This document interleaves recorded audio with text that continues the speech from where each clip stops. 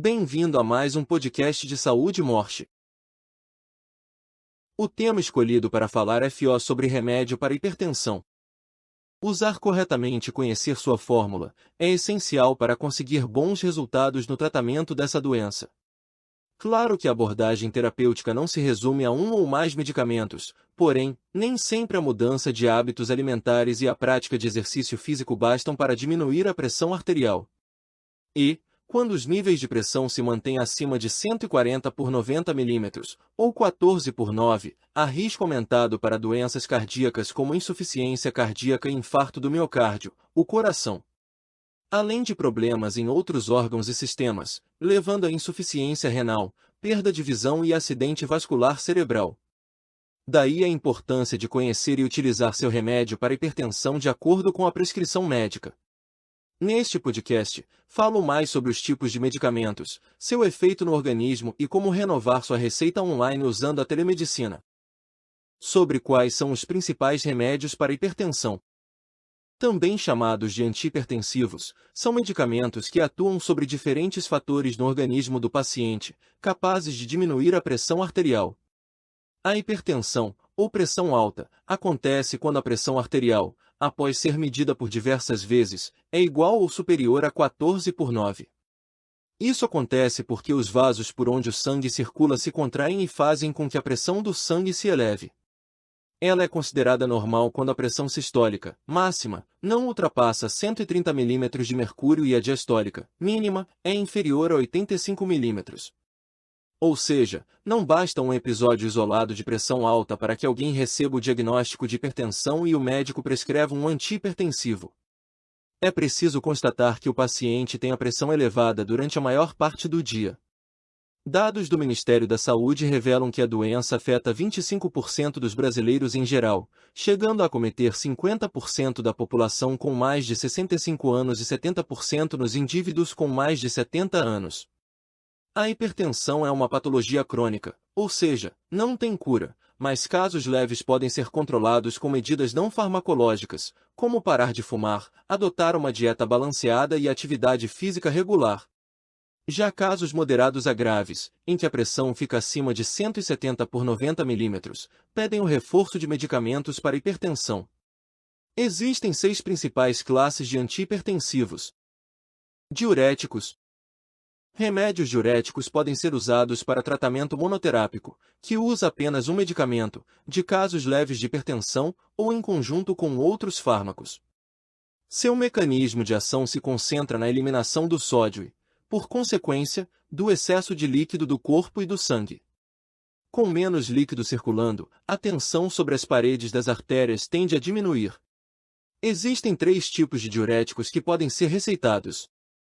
Tiazídicos são um dos tipos mais comuns, com doses diárias únicas. Clortalidona, hidroclorotiazida e indapamida são exemplos. Diuréticos de alça, seu representante mais conhecido é a furosemida, que tem ação curta e potente, mas só é prescrita em casos específicos. Poupadores de potássio, representados por fármacos como a espironolactona, costumam acompanhar antihipertensivos de outras classes para tratar a pressão alta. Em comum, todos eles têm por objetivo combater a pressão alta. Vasodilatadores direto. Essa classe de medicamentos é empregada apenas para hipertensão de difícil controle, normalmente quando outras opções de remédios e combinações não tiveram o efeito esperado. Como o nome sugere, os vasodilatadores diretos fazem com que as artérias se expandam, dilatem, facilitando a circulação sanguínea e reduzindo a força ou pressão para o sangue circular. Hidralazina e minoxidil são os principais fármacos desse grupo que, por terem alta potência, também são famosos por desencadear uma série de efeitos colaterais. Inibidores adrenérgicos. Também conhecidos como bloqueadores adrenérgicos, esses remédios atendem a condições clínicas específicas, principalmente quando existem comorbidades cardiovasculares. Quando existe associação entre hipertensão e fibrilação atrial, infarto ou angina de peito, por exemplo, o médico pode prescrever essa classe de fármacos. Inibidores adrenérgicos se subdividem em 2 grupos. Beta-bloqueadores, usados para controlar arritmias e outros problemas cardíacos, auxiliam no tratamento da pressão alta em doentes cardiopatas ou que possuem histórico de infarto. Remédios como propranolol e metoprolol diminuem o ritmo cardíaco, impactando também a tensão arterial. Alfa-bloqueadores, representados por doxazosina, prazosina e outros, inibem a ação do hormônio norepinefrina, impedindo a contração muscular das paredes dos vasos sanguíneos. Lembrando que a definição do remédio contra a pressão alta é um ato médico. A qualquer momento você pode marcar uma teleconsulta usando a internet. Graças aos avanços da medicina e novas tecnologias, é possível receber assistência médica de qualquer lugar. Basta acessar a plataforma de telemedicina Mosh a partir de um dispositivo conectado à internet para ser atendido no conforto da sua casa. Inibidores da enzima conversora da angiotensina. Agem sobre outro hormônio que diminui o calibre dos vasos sanguíneos, a angiotensina. Artérias contraídas deixam menos espaço para o fluxo sanguíneo, exigindo que o coração bata mais depressa e aplique maior pressão para distribuir oxigênio e nutrientes através do sangue. Os inibidores da enzima conversora da angiotensina diminuem esse efeito, provocando queda na pressão arterial. Captopril, benazepril e lisinopril se enquadram nessa classe, que tem como benefícios as raras contraindicações, uso monoterápico ou combinado a outras drogas.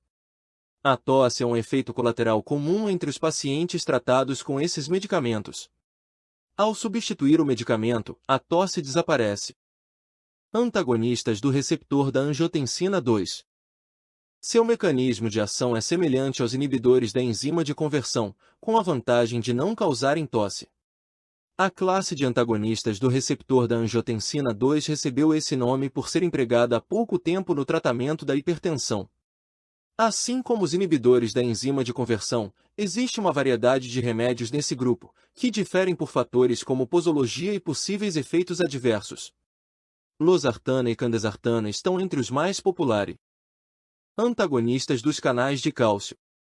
Geralmente receitados junto a um diurético, inibidor da enzima de conversão ou bloqueadores da angiotensina 2, antagonistas ou inibidores de canais de cálcio promovem o relaxamento dos músculos das artérias. Por terem ação intensa, seu uso tende a começar com doses baixas, que serão reajustadas conforme a necessidade do paciente. Felodipina, amlodipina e nifedipina retard são alguns exemplos, capazes de provocar desconfortos como inchaço nos membros inferiores. Sobre quais foram os remédios para hipertensão recolhidos pela Anvisa? O caso mais recente de recolhimento de antihipertensivos pela Anvisa teve início em junho de 2022, quando a agência publicou resoluções que determinaram o recolhimento e interdição de lotes de losartana. Vale lembrar que o prazo máximo para a retirada desses remédios das farmácias era de 120 dias, contados a partir de 23 de junho. A presença da impureza ácido em concentrações acima do limite de segurança foi o que motivou a medida, pois a substância tem propriedades capazes de modificar células humanas. Entretanto, a Anvisa deixou claro, na ocasião, que os pacientes jamais deveriam interromper ou alterar o tratamento, a não ser sob orientação médica. Afinal, a descontinuidade da terapia medicamentosa aumenta o risco de problemas de saúde graves, como AVC e piora da insuficiência cardíaca. Além do mais, de acordo com a entidade, não há risco imediato em relação ao uso dessa medicação, porque não existem dados que indiquem um aumento dos eventos adversos.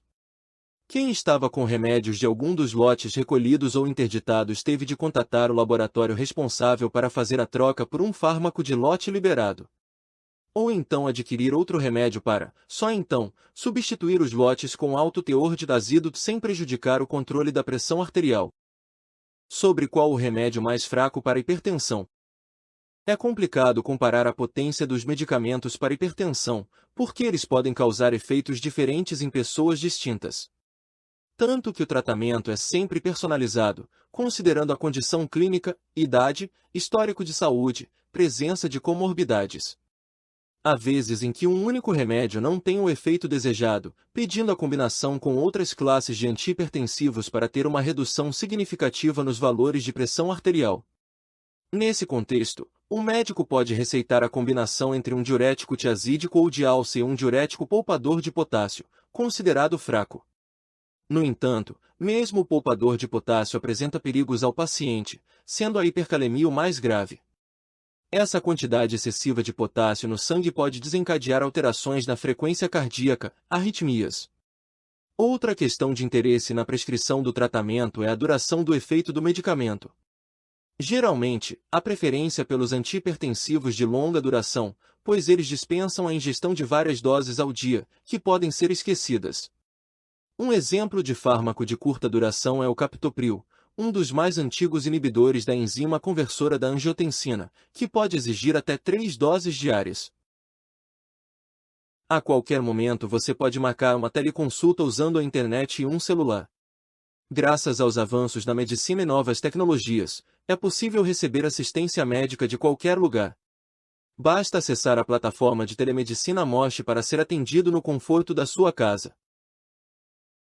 Outros efeitos adversos provocados por remédios para hipertensão são dor de cabeça, tontura, pressão baixa, cansaço, náusea, retenção de líquidos, inchaço, alterações nos batimentos cardíacos, tosse, impotência sexual, excesso de potássio no sangue. Caso um ou mais incômodos apareçam, consulte seu médico para que faça o acompanhamento e, se for preciso, a troca do fármaco. Sobre usar remédio de hipertensão para acne. Depende da avaliação médica. Em alguns casos, o diurético poupador de potássio espironolactona é prescrito pelo dermatologista para tratar acne. Isso ocorre por causa das propriedades antiandrogênicas do remédio, que reduz a produção de sebo pelo organismo, colaborando para diminuir a presença de cravos e espinhas. Contudo, a espironolactona pode causar efeitos colaterais importantes, por isso, nunca tome esse medicamento por conta própria. É fundamental ter uma receita médica para seguir recomendações de uso, dosagens e período de tratamento. Sobre qual é o melhor remédio caseiro para hipertensão. Uma rápida pesquisa no Google mostra uma infinidade de receitas de remédios caseiros que prometem baixar a pressão arterial. Como a alimentação libera substâncias no corpo, algumas receitas podem ser usadas como medidas adicionais ao tratamento receitado pelo médico. É o caso do chá de alho, que estimula a produção de óxido nítrico, provocando a dilatação dos vasos sanguíneos.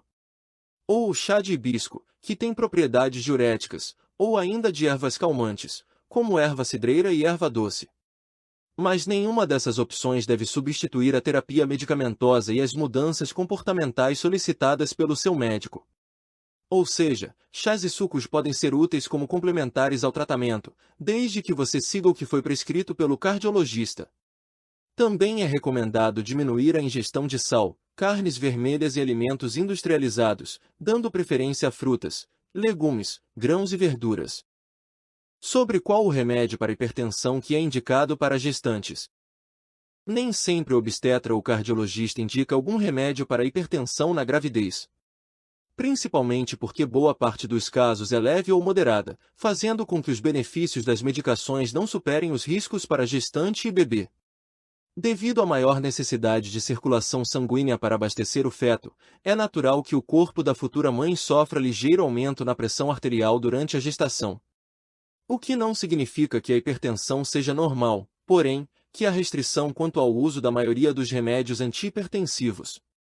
É consenso que antihipertensivos como bloqueadores ganglionares, propranolol, diuréticos tiazídicos, inibidores da enzima conversora de angiotensina e antagonistas de receptor de angiotensina segunda devem ser evitados, pelos efeitos colaterais indesejáveis, tanto maternos como fetais.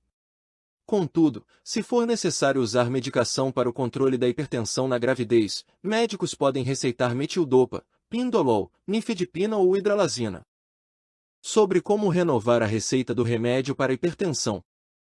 Como a hipertensão é uma doença crônica, costuma motivar o uso contínuo dos remédios prescritos para tratamento. O paciente pode permanecer com os mesmos fármacos por anos, desde que sigam promovendo o efeito desejado.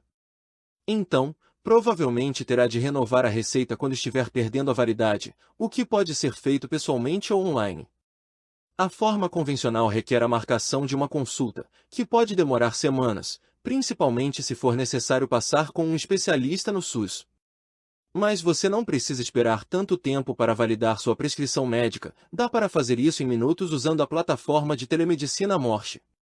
Basta acessar o site da Morche, preencher um pequeno cadastro e solicitar uma nova receita médica, evitando descontinuar seu tratamento.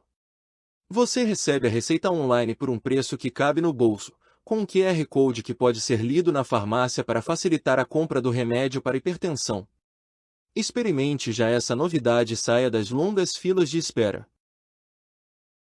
Se você que me ouve é um profissional de saúde, considere solicitar um orçamento para ter em sua clínica nossa plataforma de telemedicina com telediagnóstico, prontuário eletrônico com teleconsulta e ainda ter disponível